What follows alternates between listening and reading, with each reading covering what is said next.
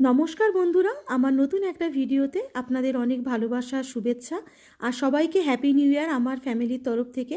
নতুন বছরে আপনাদের সবার খুব ভালো কাটুক। 2026 সাল সবাই সুস্থ থাকুন, আনন্দে কাটান সবাই। আর এখানে দেখুন বক্সজানলা, এখানে গাঁদা ফুল গাছ ফুটেছে, তো এত বড় বড় ফুলগুলো হয়েছে। আর এখানে দেখুন জলের বোতল, খাবার জলের বোতলগুলো আমি সকালে উঠে এই রোদে দিয়ে দিই বক্সজানলায়।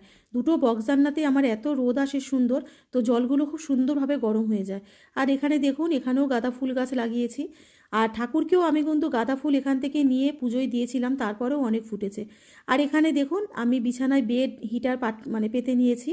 আর এটা পাতলে বিছানাটা এত গরম লাগে আর শুতে গেলে খুব আরাম লাগে, তো এত ঠান্ডায় তো আগেই পেতে নিয়েছি বেড হিটারটা। আর এখানে দেখুন ছোটো মেয়ে স্নান করতে যাবে, তো ও মাথায় তেল দিচ্ছে। আর আমি সকালে স্নান করে আগে পুজো করে নিয়েছি, পুজো করে তারপরে রান্না বান্না করেছি। তো আমার পুজো কমপ্লিট হয়ে গেছে, দুপুরে রান্নাও আমার কমপ্লিট হয়ে গেছে। তো দেখুন আজকে কি রান্না করলাম দুপুরে। আজকে দুপুরে বেশি কিছু রান্না করিনি, করেছি লাউ ঘন্ট করেছি ডালের বড়ি দিয়ে ধনেপাতা দিয়ে, আর নিরামিষ। আর হচ্ছে লাউ দিয়ে ল্যাটা মাছ করেছি, ধনেপাতা দিয়েছি।